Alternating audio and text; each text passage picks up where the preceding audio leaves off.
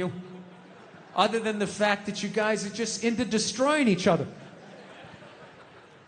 No, now it's gonna get quiet. I see all that sneaky shit you do.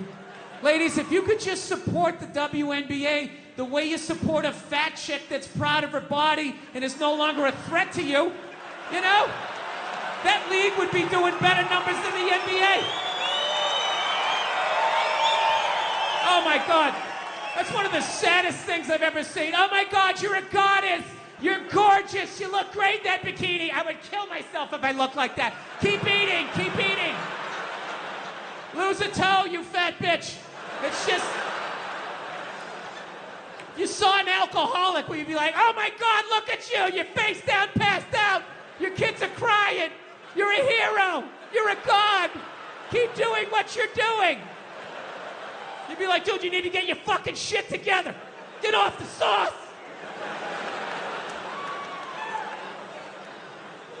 I will say, that's one of the most genius things I've ever seen. How regular-looking women somehow mind-fucked advertising to get beautiful women off of billboards. Yeah, just regular fucking who gives a shit looking women, right? I'm just being honest. Come on, we're outside. We're in the woods. We can be honest.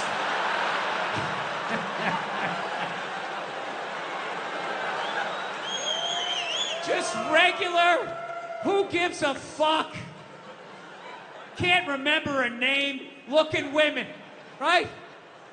Well, looking at these goddesses, and they had to fucking be, how am I supposed to compete with that? You can't! How fucking arrogant are you? I don't see Brad Pitt when he takes his shirt off in a movie and, oh, great, how am I supposed to compete with that?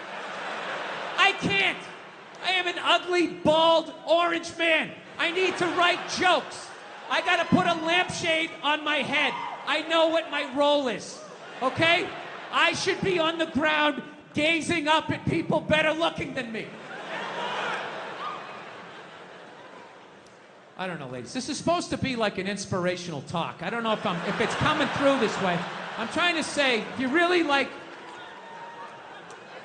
if you get through all the misdirected anger of my childhood, I'm trying to say, you're smarter than we are, and there's more of you. I don't know. I don't know what to tell you. I'm trying to be, trying to be a better person during all of this shit. But the one good thing about this whole pandemic shit, and I really hope by the time this fucking thing comes out that this will be considered old. I don't know.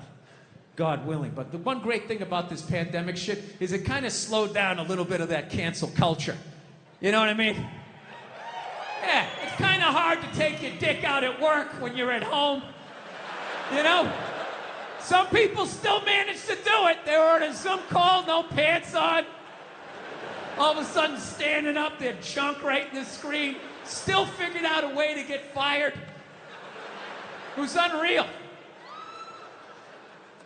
It's kind of good, though, that, those creeps got to take a break, because I felt like cancel culture, they were kind of running out of people to cancel, you know? As much as they wanted to make it seem, there really was a finite amount of people that took their dick out at work. Despite the stats, right? Every 1.6 seconds, somebody takes their dick out and shakes it in a woman's face in a cubicle. You're like, what? Every 1.6 seconds? I must not have been paying attention. Every 3.2 seconds, some man jizzes on a fern and rubs it in a woman's face. Holy shit!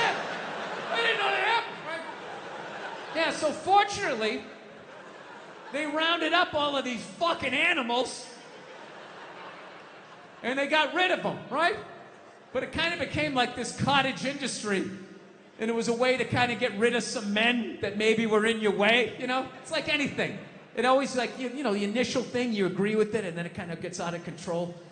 So, I don't know. They kind of ran out of people, and there was this kind of hilarious moment, like last year, where they started to try and cancel, dead people. Remember that? All of a sudden, out of nowhere, John Wayne was trending.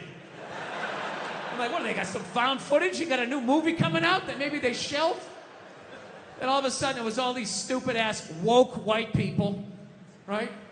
Oh my God, did you see what John Wayne said in Playboy in 1971? This is a bunch of fucking white people, all up in arms, about a dead white guy. I can no longer tolerate this. I can no longer tolerate dead for 45 years, John Wayne, saying things in a magazine that doesn't exist anymore. I am here for black people. Don't be going and getting happy now. Don't be going and getting soft on me. Don't start hugging people and loving yourself and crying when you see something cute. Hang on to it. Lash out at people. Reach for your pistol under the seat. Do it. No, I took mushrooms back in February for the first time ever. You know. This is the perfect state to tell this story. You guys should literally have mushrooms on your fucking license plate. All right, so here's the deal. I never fucked with anything like that. I was always a booze guy. I was a booze guy, you know. All right, relax, everybody. I always get nervous when I get white guys going like, yeah, all right, woo, all right, build the wall. Okay, I'm fucking around. Relax. It's frightening to listen to, but that's what being a guy is. You're not allowed to have emotions. So that's all of that shit comes out when you drink. Do something dumb so I don't feel stupid. So, yeah, I was always like a booze guy. So, like, I never fucked with like psychedelics or whatever. So I figured, you know, it was just one of those deals. I was out in the desert, man, and I was like, all right. I got somebody watching my kids. Everything's fine. I'm in my 50s. If I got to do it now, or I'm never going to do it, right? So this person, who may or may not have been my opening act tonight, goes, all right, man.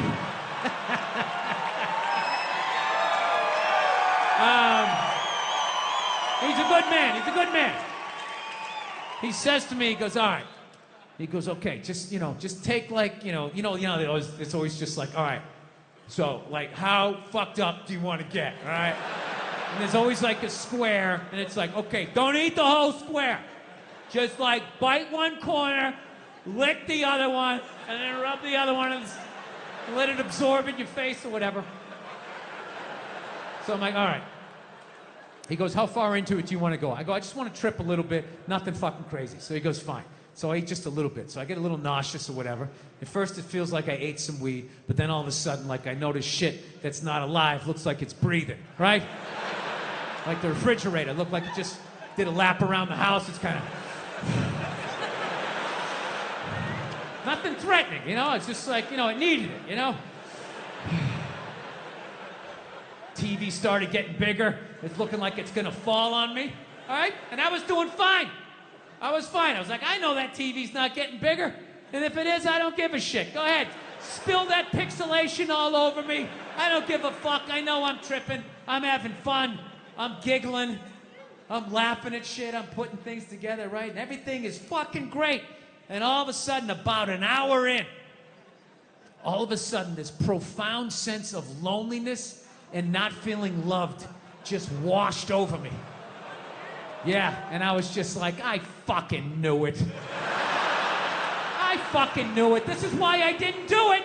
I knew I had too many demons. I knew I wasn't gonna see God and fucking unicorns and slide down the rainbow and roll around in the grass. I fucking knew Satan was coming up. There was gonna be a guy with a knife and shit. I was just like, all right, go ahead. Drag me into the abyss. Let me see how fucked up I am.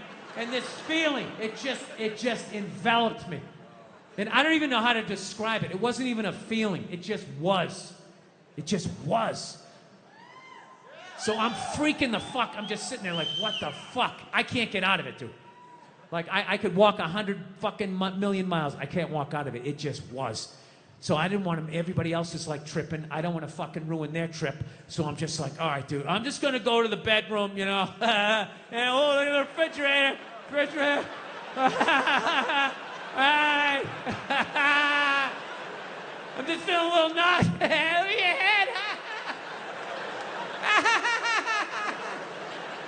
Just playing it off, right? Going into the fucking bedroom, and I'm just laying down in the bedroom like, dude, what the fuck? What the fuck? And every time I thought I felt the bottom, it would just further into the bed, further into the bed, further into the bed. So about a half hour later, my wife comes in. She's like, hey, how you doing? Typical guy. Good, I'm doing great. Doing great. It's going great. So she's laying next to me. I'm feeling a little nauseous. This is a little bit much for me. And she's just laying down. And I'm just feeling this feeling. Not feeling loved. Profound sense of loneliness. So now I'm just looking at my wife. My brain just starts going like, oh, fuck, did I marry the wrong person? Why am I looking at... I know that seems fucked up, but once you're married long enough, even not on mushrooms, you have that thought every fucking 6 weeks. You just do. Something happens where you just look at the side of their head and just do the math and just think, why did I ever talk to you? I could have just walked by. I didn't have to say hello. We had no relationship. We were nothing. Why did I ever talk? What would happen if I just never talked to you? Every 6 weeks, you think that's a healthy relationship. That means you still held on to a part of yourself. That even though you love this person, you know, you still want to fucking run around like a Mustang a little bit, right? So anyways, I'm like, okay, I was like, dude, I was freaking me out even more to think of my wife and be feeling that. So I was like, fuck, I need to pull the ripcord. I gotta get out of this. I gotta get out of this fucking, it's like a giant beanbag. I couldn't get out of it, right? So I was like, oh, fuck. Think about your kids. Think about your kids. Now, my kids, I love my kids. And I know they love me. There is no fucking question. And I start thinking about my kids. And I still felt that feeling. And I was like, all right, what the fuck is this? Because I know that's bullshit. And I just sort of laid there. And I relaxed. And I went, oh, fuck. I know what this is. This is how I felt growing up. Yeah. This is what the 70s and 80s were like. Both your parents work. You got a set of keys to the house when you were 3. Ah, get outside. Get the fuck out of my face, right? It was fucking nuts. Yeah, I grew up in a very, like, angry time. You know, like, you were afraid of your dad's dad. I talked about this shit before, but I'm still working through it, so just bear with me. You just were fucking, yeah. Like, I love seeing kids nowadays loving their dad. Like, Dad, what's good? Want to go play, Dad? Let's go ride bikes, Dad. Yeah, when I was a kid, I was like, Dad, fuck. I am. Do you know I got this new thing, man. I try to help out homeless people. You know, I used to, sometimes I help them out, sometimes I don't. You know, it's like the mood you're in, how much they freak you out, you know? So, this is what I do. This is how you got to do something because, I don't know, people at the top don't seem to be doing anything. I try to bring all my old clothes down to the tent cities to give it to them, all right? It's a good thing to do, but I got to tell you something. You got to do it during the day, all right? You want to do it during the day. When they're tired from Thunderdome the night before, they're coming down from whatever they're on, realizing there's a nail in their shoulder. You want to get them when they're tired. You don't go at night. No one's going to see you again. You're going to end up on a fucking spit. I mean, you're under an overpass. You never know what can happen, okay? I'm just warning you, because they don't make homeless people the way they made them when I was a kid. You know? When I was a kid, a homeless guy was a bum, he was a vagrant, somebody down on his luck or whatever, a wino. They didn't have this Shutter Island shit going on that they had out there, like people talking to trees.